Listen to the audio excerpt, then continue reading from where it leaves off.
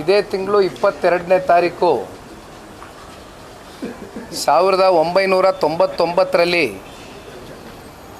ಪಕ್ಷದ ವರಿಷ್ಠರು ಮಾಜಿ ಪ್ರಧಾನಮಂತ್ರಿಗಳು ನಮ್ಮೆಲ್ಲರ ಮಾರ್ಗದರ್ಶಕರಾಗಿರ್ತಕ್ಕಂಥ ಸನ್ಮಾನ್ಯ ದೇವೇಗೌಡರು ಸಾಹೇಬರ ಹೋರಾಟದ ಪ್ರತಿಫಲವಾಗಿ ಪಕ್ಷ ಏನು ಸ್ಥಾಪನೆ ಆಯಿತು, ಅಂದಿನಿಂದ ಇಂದಿನವರೆಗೂ ಕೂಡ ಕಳೆದ 25 ವರ್ಷದಿಂದ ಪಕ್ಷದ ಏಳು ಬೀಳುಗಳಲ್ಲಿ ಚುನಾವಣೆಗಳಲ್ಲಿ ಅಧಿಕಾರವನ್ನು ಕಂಡಿದ್ದೇವೆ, ಚುನಾವಣೆಗಳಲ್ಲಿ ಸೋಲನ್ನು ಕೂಡ ನೋಡಿರ್ತಕ್ಕಂಥ ಪಕ್ಷ.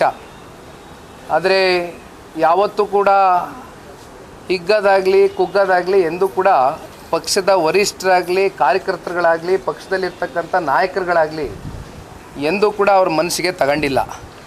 ಅದರ ಬದಲಾಗಿ ಪಕ್ಷವನ್ನು ಕಟ್ತೇವೆ, ಪಕ್ಷವನ್ನು ಮತ್ತಷ್ಟು ಬಲಪಡಿಸ್ತೇವೆ ಅಂತಕ್ಕಂಥ ಆತ್ಮಸ್ಥೈರ್ಯದೊಂದಿಗೆ ಈಗಾಗಲೇ ಬಹಳಷ್ಟು ಜನ ಹಿರಿಯ ಮುಖಂಡರುಗಳು ತಾವೆಲ್ಲ ನೋಡ್ತಾ ಇದ್ದೀರಿ. ಇತ್ತೀಚೆಗೆ ನೂತನವಾಗಿ ಕೋರ್ ಕಮಿಟಿ ಅಧ್ಯಕ್ಷರಾಗಿ ಆಯ್ಕೆಯಾಗಿರ್ತಕ್ಕಂಥ ಸನ್ಮಾನ್ಯ ಕೃಷ್ಣಾರೆಡ್ಡಿ ಅಣ್ಣವರು ಕೂಡ ನಮ್ಮ ಜೊತೆಯಲ್ಲಿದ್ದಾರೆ.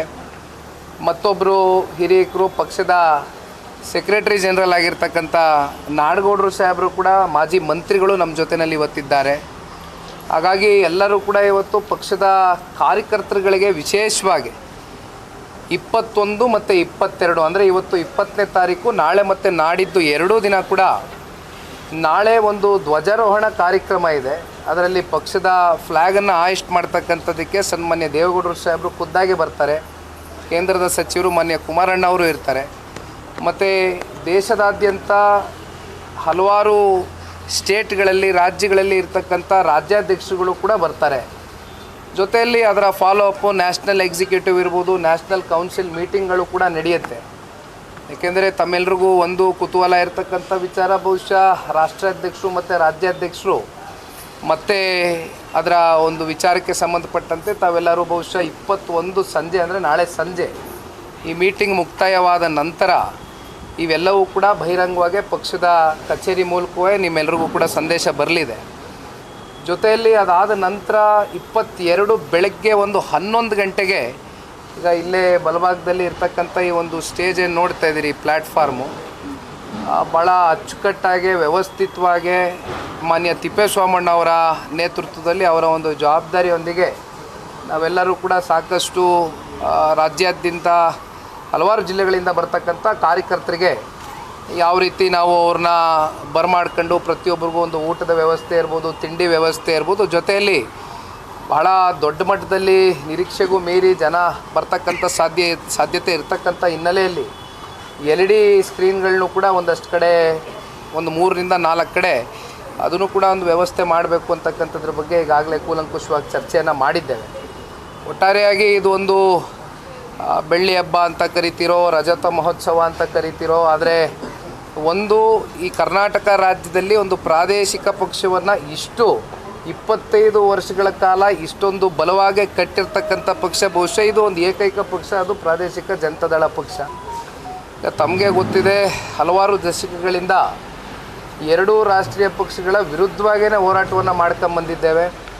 ಅಧಿಕಾರ ಇದ್ದಂಥ ಅವಧಿ ಭಾಳ ಕಮ್ಮಿ, ಆದರೆ ಅಧಿಕಾರದಲ್ಲಿದ್ದಾಗ ಏನೇನು ಸಾಧನೆಗಳು ಏನೇನು, ಅದರಲ್ಲೂ ಸನ್ಮಾನ್ಯ ದೇವೇಗೌಡರು ಸಾಹೇಬರ ಕಾಲ್ಗಡದಿಂದ ನಾವು ಚರ್ಚೆ ಮಾಡ್ತಕ್ಕಂಥದ್ದಾದರೆ ಎಕ್ಸಿಬಿಷನ್ನ ಇವತ್ತು ಅನಾವರಣಗೊಳಿಸ್ತಕ್ಕಂಥದ್ದು ನಾಳೆ ಆಗ್ತದೆ. ಅಲ್ಲಿ ತಾವೆಲ್ಲರೂ ನೋಡ್ಬೋದು ಸನ್ಮಾನ್ಯ ದೇವೇಗೌಡರು ಸಾಹೇಬರು ಯಾವ ಊರಲ್ಲಿ ಹುಟ್ಟಿದ್ರು, ಆಮೇಲೆ ಅವರ ವೈಯಕ್ತಿಕ ಬದುಕಿರ್ಬೋದು, ಜೊತೆಯಲ್ಲಿ ಅವರು ರಾಜಕೀಯವಾಗಿ ಅವರು ಯಾವ್ಯಾವ ರೀತಿ ಅವರ ನಡೆಗಳನ್ನ ಇಟ್ಟಿದ್ದಾರೆ ಅಂತಕ್ಕಂಥದ್ದು ಪ್ರತಿಯೊಂದು ಕೂಡ ಎಕ್ಸಿಬಿಷನ್ ಮೂಲಕ ನಾಳೆ ದಿನ ಇಡೀ ರಾಜ್ಯದ ಜನತೆಗೆ ಇದು ಒಂದು ಮಾಡಲ್ಲಾಗಿ ಏನು ಪ್ರೆಸೆಂಟ್ ಮಾಡ್ತಾ ಇದ್ದೇವೆ. ಇಲ್ಲಿಂದ ಮತ್ತೆ ಅದನ್ನು ಮತ್ತಷ್ಟು ತಾಲೂಕು ಕೇಂದ್ರಗಳಲ್ಲಿ ಜೊತೆಯಲ್ಲಿ ಜಿಲ್ಲಾ ಕೇಂದ್ರಗಳಲ್ಲಿ ಈಗಾಗಲೇ ಸಾಕಷ್ಟು ಬಾರಿ ಪಕ್ಷದ ಚೌಕಟ್ಟಿನಲ್ಲಿ ಚರ್ಚೆ ಮಾಡಿದ್ದೇವೆ.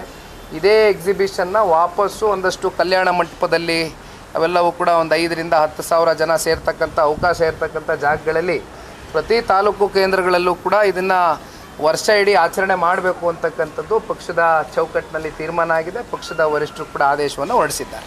ಹಾಸನದಿಂದ ಜಿಲ್ಲಾ ಪ್ರವಾಸಕ್ಕೆ ಆರಂಭ ಆಗುತ್ತೆ ಅಂತ ಕೇಳ್ಬೋದು. ಸರಿ ಅಣ್ಣ. ಹಾಸನದಿಂದಲೇ ಜಿಲ್ಲಾ ಪ್ರವಾಸಗಳನ್ನ ಆರಂಭ ಮಾಡಿಸ್ತೀವಿ. ಈಗ ನಮ್ಮ ಒಂದು ಜನರೊಂದಿಗೆ ಜನತಾದಳ ಮೆಂಬರ್ಶಿಪ್ ಡ್ರೈವ್ ಪ್ರಕ್ರಿಯೆ ಮಿಸ್ಡ್ ಕಾಲ್ ಕ್ಯಾಂಪೇನು ಈಗಾಗಲೇ 52 ಕ್ಷೇತ್ರ ಮುಕ್ತಾಯ ಮಾಡಿದ್ದೇವೆ ಮೊದಲನೇ ಹಂತದಲ್ಲಿ. ಎರಡನೇ ಹಂತದಲ್ಲಿ ಇನ್ನೂ ಕೆಲವೊಂದಷ್ಟು ಜಿಲ್ಲೆಗಳು ಕ್ಷೇತ್ರಗಳು ಬಾಕಿ ಇದೆ, ಅದು ಕೂಡ ಅದರ ಜೊತೆಯಲ್ಲಿ ಟೇಕ್ ಆಫ್ ಮಾಡ್ತೇವೆ. ಒಟ್ಟಾರೆಯಾಗಿ ಈಗ ಕೃಷ್ಣಣ್ಣ ಅವರು ಕೂಡ ಜೊತೆಯಲ್ಲಿರ್ತಕ್ಕಂಥದ್ದು ಬಹುಶಃ ಅವರು ಭಾಳ ಉತ್ಸಾಹಕತೆಯಿಂದ ಈಗಾಗಲೇ ಇಲ್ಲಿ ಅವ್ರ ಕಚೇರಿನೂ ಕೂಡ ಸೆಟಪ್ ಮಾಡ್ಕೊಂಡಿದ್ದಾರೆ.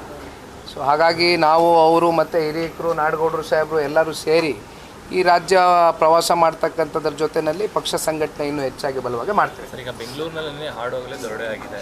ಸೊ 7 ಕೋಟಿಯಷ್ಟು ದುಡ್ಡು ಹೋಗಿದೆ. ಕಾನೂನು ಸುವ್ಯವಸ್ಥೆ ಬಗ್ಗೆ ಚರ್ಚೆ ಆಗ್ತಿದೆ. ಬಹುಶಃ ಕಳೆದ 2-2.5 ವರ್ಷದಿಂದ ನಾವು ನೋಡ್ತಾ ಇರ್ಬೋದು ಕಾನೂನು ಸುವ್ಯವಸ್ಥೆ ಇವತ್ತು ಯಾವ ಮಟ್ಟಕ್ಕೆ ಹೋಗಿ ತಲುಪಿದೆ ಅಂತಕ್ಕಂಥದ್ದು. ಇವತ್ತು ಸಾಮಾನ್ಯ ಜನರಲ್ಲಿ ಒಂದು ಆತಂಕ ಶುರು ಆಗಿದೆ. ಸಾಮಾನ್ಯ ಜನರಿಗೆ ಇವತ್ತು ರಕ್ಷಣೆ ಇಲ್ಲದೆ ಇದ್ದಂತಾಗಿದೆ. ಆದರೆ ಸಾಕಷ್ಟು ಪ್ರಕರಣಗಳು ಪ್ರತಿನಿತ್ಯ ನೋಡ್ತೀರಿ. ಆದರೆ ಮಾನ್ಯ ಗೃಹ ಸಚಿವರು ಭಾಳ ಹಿರಿಯರಿದ್ದಾರೆ, ಅನುಭವಿಗಳಿದ್ದಾರೆ. ಆದರೆ ಅವ್ರಿಗೆ ನೀವು ಯಾವಾಗ ಹೋಗಿ ಮೈಕ್ ಹಿಡ್ದು ಯಾವುದೇ ಒಂದು ಪ್ರಶ್ನೆ ಈ ರೀತಿ ಎಡವಟ್ಟುಗಳಾದಂಥ ಸಂದರ್ಭದಲ್ಲಿ ಅವ್ರ ಬಾಯಲ್ಲಿ ಬರ್ತಕ್ಕಂಥದ್ದು ಒಂದೇ ಪದ, ನನಗೆ ಗೊತ್ತಿಲ್ಲ ಅಂತಾರೆ. ಹಾಗಾಗಿ ಇದು ಒಂದು ರೀತಿ ಗೊತ್ತಿಲ್ಲದೆ ಇರೋ ದಿಕ್ಕು ದೆಸೆ ಗೊತ್ತಿಲ್ಲದೆ ಇರೋವಂಥ ಒಂದು ಸರ್ಕಾರ ಆಗೋಗಿದೆ ಇವತ್ತು. ನಮ್ಮ ರಾಜ್ಯದ ಜನತೆ ನಿಜಕ್ಕೂ ಕೂಡ ಆತಂಕ ಪಡ್ತಕ್ಕಂಥ ವಿಚಾರವೇ ಇದು. ಆದರೆ ನೋಡೋಣ, ಈಗ ಗೊತ್ತಿಲ್ಲ ಅಂತಕ್ಕಂಥ ಹೇಳುವಂಥ ಸಚಿವರು ಇದಕ್ಕೇನು ಉತ್ತರ ಕೊಡ್ತಾರೆ ಅದು ನೋಡೋಣ. ಸರ್, ಬೆಂಗಳೂರು ಸೇಫ್ ಸಿಟಿ ಅಂತಾರೆ, ಇಂಥ ಕಡೆನೇ ಈ ರೀತಿ ದೊಡ್ಡ ಮಟ್ಟದಲ್ಲಿ ದರೋಡೆ ಆಗುತ್ತೆ ಅಂದರೆ ಹಾಡೋಗಲೇ ಈ ರೀತಿ ಆಗುತ್ತೆ.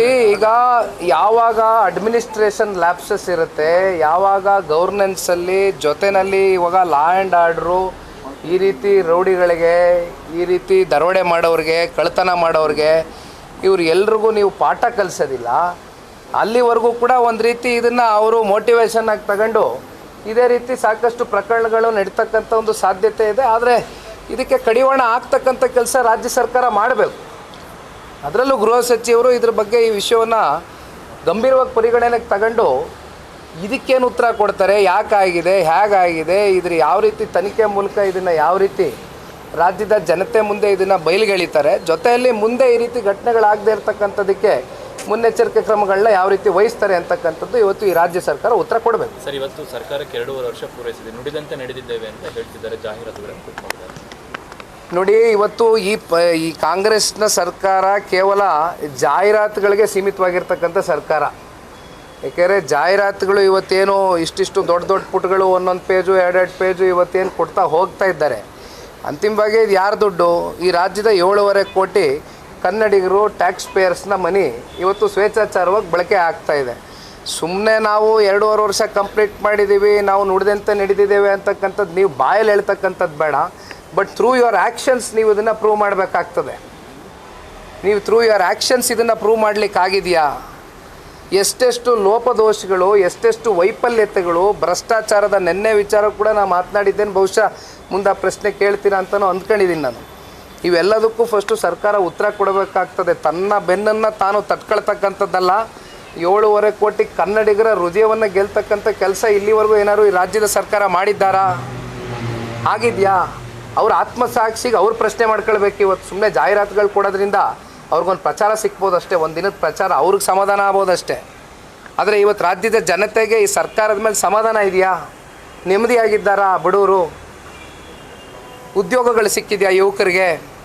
ಇವೆಲ್ಲದರ ಬಗ್ಗೆ ಇವತ್ತು ರಾಜ್ಯ ಸರ್ಕಾರ ಕೂಲಂಕುಷವಾಗಿ ಚರ್ಚೆ ಮಾಡಬೇಕು. ಸರ್, ಒಂದು ಕಡೆ ಜೆಡಿಎಸ್ಗೆ ರಜತ ಮಹೋತ್ಸವ, ಒಂದು ಕಡೆ ಸೆಂಟ್ರಲ್ನಲ್ಲಿ ಇಂಡಿಯಾ ಅಲಯನ್ಸ್ ಗೆದ್ದಿದೆ. 28ಕ್ಕೆ ತಮ್ಮ ಹೋಪ್ ಯಾವ ಥರ ಇದೆ? ಈಗ ಬಿಹಾರದ ಚುನಾವಣೆ ಫಲಿತಾಂಶ NDA ಮಿತ್ರಕೂಟದ ಒಂದು ಶಕ್ತಿ ಪ್ರದರ್ಶನ ಏನಾಗಿದೆ ಅದನ್ನು ಬಿಹಾರದ ಜನತೆ ಇವತ್ತು ಸಂಪೂರ್ಣ ತುಂಬು ಹೃದಯದಿಂದ ಸ್ವಾಗತ ಮಾಡಿದ್ದಾರೆ, ಒಪ್ಕೊಂಡಿದ್ದಾರೆ. ಬಹುಶಃ ಅಂಥ ಒಂದು ಲ್ಯಾಂಡ್ಸ್ಲೈಡ್ ವಿಕ್ಟ್ರಿ ಯಾರೂ ಕೂಡ, ಅಷ್ಟು ದೊಡ್ಡ ಮಟ್ಟದ ಒಂದು ವಿಕ್ಟ್ರಿನ ಯಾರೂ ಕೂಡ ನಿರೀಕ್ಷೆ ಮಾಡಿರಲಿಲ್ಲ. ಆದರೆ ಇವೆಲ್ಲವನ್ನು ನೋಡಿದಾಗ ಕಾಂಗ್ರೆಸ್ನ ಪತನದ ದಿನಗಳು ಬಿಹಾರದ ಚುನಾವಣೆಯ ಫಲಿತಾಂಶದ ಮೂಲಕ ಬಹುಶಃ ನಮ್ಮೆಲ್ಲರಿಗೂ ಕೂಡ ಭಾಳ ಎಳೆಯಾಗಿ ಇವತ್ತು ಬಿಹಾರದ ಜನತೆ ಒಂದು ಸ್ಪಷ್ಟವಾದಂಥ ಒಂದು ಸಂದೇಶ ಕೊಟ್ಟಿದ್ದಾರೆ. ಬಹುಶಃ ಈ ಸಂದೇಶ ಇವತ್ತು ಕಾಂಗ್ರೆಸ್ನ ಹಲವಾರು ದೊಡ್ಡ ನಾಯಕರುಗಳಿಗೆ ಬಹುಶಃ ನಿದ್ದೆಗೆಡಿಸಿರ್ಬೋದು. ಮುಂದೆ ಬರ್ತಕ್ಕಂಥ 28ರ ಕರ್ನಾಟಕದ ಚುನಾವಣೆ ಇವತ್ತು ಕಾಂಗ್ರೆಸ್ನ ಪರಿಸ್ಥಿತಿ ಎಲ್ಲಿಗೆ ಹೋಗಿ ನಿಲ್ಲುತ್ತೆ ಅಂತಕ್ಕಂಥದ್ದು ಬಹುಶಃ ಅವರಲ್ಲಿ ಈಗಾಗಲೇ ಆತಂಕ ಕಾಡ್ತಾ ಇರ್ಬೋದು. ಯಾಕೆಂದರೆ ಪಾಪ ಜನತಾದಳದ ಪಕ್ಷದ ಮೇಲೆ ಯಾವುದೋ ಒಂದೆರಡು ಮಾತುಗಳನ್ನ ವಿಧಾನಸಭೆಯ ಮಂಡಲದಲ್ಲೂ ಕೂಡ ಮಾತನಾಡಿದರು. ಪಾಪ ಹೇಳಿದರು ಅದೆಂಥದ್ದು 18 ಇದೆ 17 ಇದೆ, ಇನ್ನು ಸಿಂಗಲ್ ಡಿಜಿಟಿಗೆ ಬಂದು ನಿಲ್ಲುತ್ತೆ ಅಂತ. ಆದರೆ ಇವತ್ತು ಸಿಂಗಲ್ ಡಿಜಿಟಿಗೆ ಯಾರು ಬಂದು ನಿಂತಿದ್ದಾರೆ? ಒಂದು ಕೆಲಸ ಮಾಡೋದು ಒಳ್ಳೆಯದು. ಇವರು ರಾಷ್ಟ್ರೀಯ ಪಕ್ಷ ಅಂತ ಇವತ್ತೇನು ಪಾಪ ಬ್ರ್ಯಾಂಡ್ ಇಟ್ಕೊಂಡಿದ್ದಾರಲ್ಲ, ಆ ಬೋರ್ಡ್ ಚೇಂಜ್ ಮಾಡೋದು ಒಳ್ಳೇದು ಮುಂದಕ್ಕೆ. It is not going to be a national party anywhere in the future days. ಅದು ಈ ದೇಶದ ಜನ ತೀರ್ಪು ಕೊಟ್ಟಿದ್ದಾರೆ. ಈಗಲಾದರೂ ಎಚ್ಚೆತ್ಕೊಳ್ಬೇಕು ಅವರು. ಈ ರೀತಿ ಇನ್ನೊಂದು ಪಕ್ಷದ ಮೇಲೆ ಲಘುವಾಗಿ ಮಾತನಾಡ್ತಕ್ಕಂಥದ್ದು, ಇನ್ನೊಂದು ಪಕ್ಷನ ಒಂದು ರೀತಿ ಅವಹೇಳನಕಾರಿಯಾಗಿ ಚರ್ಚೆ ಮಾಡ್ತಕ್ಕಂಥ ಗುಣಗಳನ್ನ ಸ್ವಲ್ಪ ಕಮ್ಮಿ ಮಾಡ್ಕೊಂಡು ತಗ್ಗಿ ಬಗ್ಗಿ ರಾಜ್ಯದ ಜನತೆ ಅವಕಾಶ ಕೊಟ್ಟಾಗ ಸಿಂಗಲ್ ಲಾರ್ಜೆಸ್ಟ್ ಪಾರ್ಟಿ ಸರ್, 136 ಸೀಟ್ಗಳು. ಪಾಪ ಸನ್ಮಾನ್ಯ ಕುಮಾರಣ್ಣ ಅವ್ರಿಗಿದ್ದಂಥ ಒತ್ತಡಗಳು ಇವ್ರೇನು ಇರಲಿಲ್ಲ, ಇವ್ರಿಗೇನಿಲ್ಲ. ಇವತ್ತು ಅವ್ರ ಪರಿಸ್ಥಿತಿ ಹೆಂಗಿತ್ತು? ಇನ್ನೊಂದು ಪಕ್ಷನ ಕೇಳಬೇಕಾಗಿತ್ತು, ಇನ್ನೊಂದು ಪಕ್ಷದ ನಾಯಕರು ಕೇಳಬೇಕಾಗಿತ್ತು. ಏನಾದರೂ ರುಜುವಾತು ಮಾಡೋಕ್ಕಿಂತ ಮುಂಚೆ, ಏನಾದ್ರು ತೀರ್ಮಾನ ತಗೊಳ್ಳೋದಕ್ಕಿಂತ ಮುಂಚೆ ಈ ರಾಜ್ಯದ ಜನತೆ ಪರವಾಗಿ. ಆದರೂ ಅವ್ರು ಕೊಟ್ಟಂಥ ಮಾತುಗಳು ಸಾಕಷ್ಟು ಉಳಿಸ್ಕೊಂಡಿರೋದ್ರಿಂದನೇ ಬಹುಶಃ ಇವತ್ತು ನೀವು ಇಲ್ಲಿ ನಿಂತಿದ್ದೀವಿ. 25 ವರ್ಷ ರಜೌತ ಮಹೋತ್ಸವವನ್ನು ಇವತ್ತು ಜನತಾದಳ ಪಕ್ಷ ಆಚರಣೆ ಮಾಡ್ತಾ ಇದೆ ಅಂದರೆ ಅದಕ್ಕೆ ಸನ್ಮಾನ್ಯ ದೇವೇಗೌಡರು ಸಾಹೇಬರು, ಕುಮಾರಣ್ಣ ಅವರ ಕೊಡುಗೆ ರಾಜ್ಯಕ್ಕೆ, ದೇಶಕ್ಕೆ ಬಹಳ ದೊಡ್ಡ ಮಟ್ಟದಲ್ಲಿದೆ ಅಂತಕ್ಕಂಥದ್ದು ಜನನು ಗುರುತಿಸಿದ್ದಾರೆ. ಸರ್, ಅಧಿಕಾರ ಹಂಚಿಕೆ ವಿಚಾರದಲ್ಲಿ ದೊಡ್ಡ ಚರ್ಚೆ ಆಗಿದೆ. ಡಿ ಕೆ ಶಿವಕುಮಾರ್ ತ್ಯಾಗದ ಮಾತುಗಳನ್ನು ಜೋರಾಗಿ ಆಡ್ತಿದ್ದಾರೆ. ಇವತ್ತು ಡಿ ಕೆ ಸುರೇಶ್ ಅವರು ಸಿದ್ದರಾಮಯ್ಯ ಕೊಟ್ಟು ಮಾತು ಉಳಿಸ್ಕೊಳ್ಬೇಕು ಅಂತಿದ್ದಾರೆ. Sir, this is none of our concern R none of our business.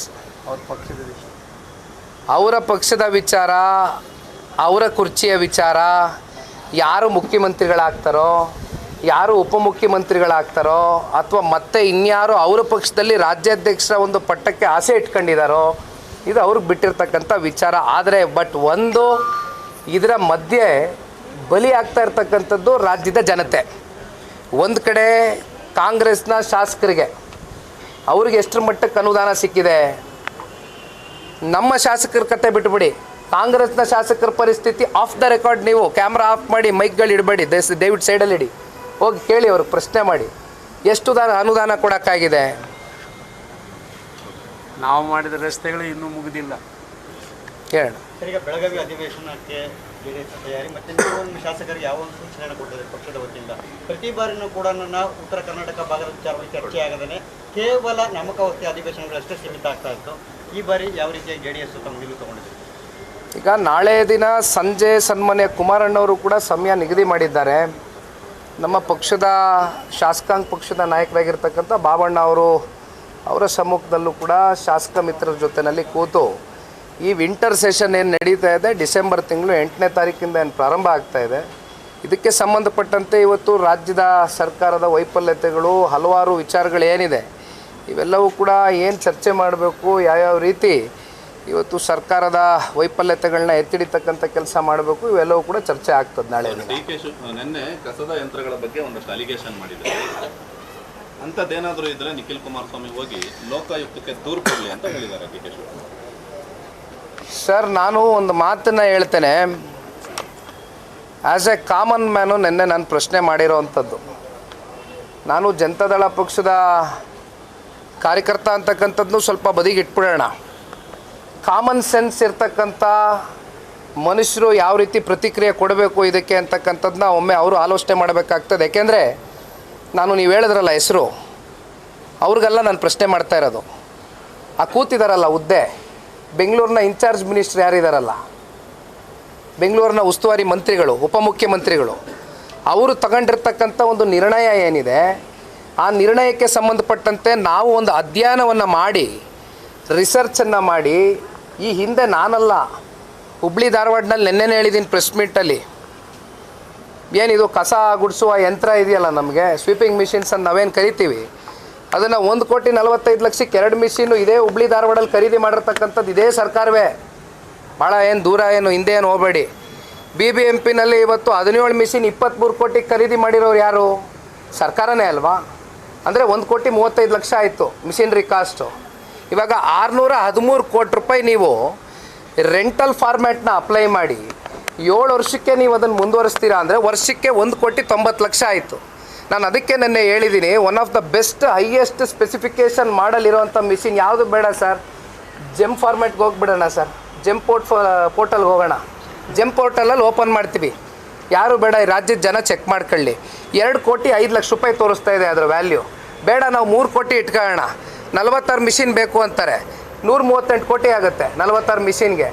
ಯಾಕೆ 613 ಕೋಟಿ ರೂಪಾಯಿ ಯಾಕೆ ಸ್ವೇಚ್ಛಾಚಾರವಾಗಿ ಎಕ್ಸ್ಪೆಂಡಿಚರ್ ಮಾಡ್ತಾ ಇದ್ದೀರಿ? 13,33,00,000 ಅದ್ರ ಕಾಸ್ಟ್ ಆಗುತ್ತೆ 7 ವರ್ಷಕ್ಕೆ. ವರ್ಷಕ್ಕೆ 1,90,00,000 ಆಗುತ್ತೆ. ಇದಕ್ಕೆ ಉತ್ತರ ಕೊಡಬೇಕೇನು? ಲೋಕಾಯುಕ್ತಾಗ ಯಾಕೆ ಹೋಗ್ಬೇಕ್ರಿ ಇದಕ್ಕೆ? ಅವ್ರಿಗೆ ಪರಿಜ್ಞಾನ ಇಲ್ವಾ? ಬೆಂಗಳೂರಿನ ಉಸ್ತುವಾರಿ ಮಂತ್ರಿಗಳಿಗೆ ಈಗ ಅವರು ಪಾಪ ದೊಡ್ಡ ದೊಡ್ಡ ಕಂಪ್ನಿ ಮಾಲೀಕರಿದ್ದಾರೆ, ಅವರು ಒಂದು CEO ಒಂದು CFO ಆಗಿ ಯಾವ ರೀತಿ ಯೋಚನೆ ಮಾಡ್ತಾರೆ? ಈಗ ಅವ್ರ ಕಂಪ್ನಿಗೆ ಒಂದು ವ್ಯಾಲ್ಯೂ ಅಡಿಷನ್ ಆಗುತ್ತಲ್ಲ, ಸರ್ಕಾರಕ್ಕೆ ಒಂದು ವ್ಯಾಲ್ಯೂ ಅಡಿಷನ್ ಆಗುತ್ತಲ್ಲ, ಒಂದು ಅಸೆಟ್ ಆಗುತ್ತಲ್ಲ. ಆಯ್ತಪ್ಪ, ಇವಾಗ ಆಪ್ರೇಷನ್ ಎಕ್ಸ್ಪೆಂಡಿಚರು ನಾನು ಹೇಳಿದ್ದೀನಿ 26 ಲಕ್ಷ ಕೊಟ್ಟಿದ್ದೀನಿ ನಿಮ್ಮ ಕಣ್ಣು ಮುಂದೆ. 5-10%, 10% ವೇರಿಯೇಷನ್ ಇರ್ಬೋದು. ಈಗ ಕ್ಯಾಪಿಟಲ್ ಎಕ್ಸ್ಪೆಂಡಿಚರ್ ಬಗ್ಗೆನೂ ನೆನ್ನೆ ಹೇಳಿದ್ದೀನಿ, ವರ್ಷಕ್ಕೆ 30 ಲಕ್ಷ ರೂಪಾಯಿ ಕಳೆದುಬಿಡಿ, 10 ವರ್ಷಕ್ಕೆ ಮಿಷಿನ್ ಫ್ರೀ ಅಂದ್ಕೊಳ್ಳಿ. ಆಯಿತು, ಕೆಟ್ಟೆ ಹೋಯ್ತು ಅಂದ್ಕೊಳ್ಳಿ ಮಿಷಿನು. ಈಗ 26 ಮಿಷಿನು BBMP ಯಾರ್ಡ್ಗಳಲ್ಲಿ ಬಿಸಾಕಿದಾರಲ್ಲ, ಅದಕ್ಕೆ 4-5 ಕೋಟಿ ರೂಪಾಯಲ್ಲಿ ಅದೇ ತಯಾರಿ ಆಗುತ್ತೆ ಅಂದ್ಬಿಟ್ಟು BBMP ಅಫಿಷಿಯಲ್ಸ್ ಹೇಳಿದಾರಲ್ಲ ಸರ್. ಯಾಕೆ ಸರ್ ಮಾಡ್ತಾ ಇಲ್ಲ 4-5 ಕೋಟಿ ರೂಪಾಯಿ ಖರ್ಚು ಮಾಡಿ? ಇದಕ್ಕೆ ಯಾಕೆ ಸರ್ 613 ಕೋಟಿ ರೂಪಾಯಿ? ಯಾರು ದುಡ್ಡು ಸರ್ ಇದು? ಸರ್, ಇದಕ್ಕೆ ಇಡೀ ಕ್ಯಾಬಿನೆಟ್ ಒಪ್ಪಿಗೆ ಕೊಟ್ಟಿರ್ತಕ್ಕಂಥದ್ದು. ಕ್ಯಾಬಿನೆಟಲ್ಲಿ 5 ಕೋಟಿಗಿಂತ ಎಷ್ಟೇ 5 ಕೋಟಿ ಒಳಗಡೆ ಇದ್ದರೆ ಕ್ಯಾಬಿನೆಟ್ ಅಪ್ರೂವಲ್ ಬೇಡ, ನನಗೂ ಗೊತ್ತು ನಿಮಗೂ ಗೊತ್ತು. Above 5 crores ಹೋಗ್ಲೇಬೇಕಲ್ಲ ಕ್ಯಾಬಿನೆಟ್ಗೆ. ಇಡೀ ಸಚಿವರು ಎಲ್ಲರೂ ಕೂಡ ಒಪ್ಪಿಗೆ ಕೊಟ್ಟಾರೆ, ಮುಖ್ಯಮಂತ್ರಿ ಸಮೇತ. ಯಾವ ಆಧಾರದ ಮೇಲೆ ಕೊಟ್ಟಿದ್ದೀರಿ? BCG ವರದಿ ಕೊಟ್ಟಿದ್ದಾರೆ, ಬಾಸ್ಟನ್ ಕಂಪ್ನಿ ವರದಿ ಕೊಟ್ಟಿದ್ದಾರೆ, ತಿರಸ್ಕಾರ ಮಾಡಿದ್ದಾರೆ. ಪರ್ಚೇಸ್ ಮಾಡ್ಲಿಕ್ಕೆ ಹೋಗಿ ರೆಂಟಲ್ ಮಾಡಲಿ ಬೇಡ, ವರ್ಕೌಟ್ ಆಗೋದಿಲ್ಲ, ಇದು ಸರ್ಕಾರ ಕ್ಲಾಸ್ ಆಗುತ್ತೆ ಅಂತ BCG ಕಂಪ್ನಿ ವರದಿ ಕೊಟ್ಟ ಮೇಲೂ ಕೂಡ ಯಾವ ಆಧಾರದ ಮೇಲೆ ಮಾಡಿದ್ದೀರಿ ನೀವು? ಇನ್ನಷ್ಟು ಹೆಚ್ಚಿನ ಮಾಹಿತಿಗಾಗಿ ಫಾಲೋ ಮಾಡಿ ಬ್ರಿಗೇಡ್ ನ್ಯೂಸ್ ಕನ್ನಡ.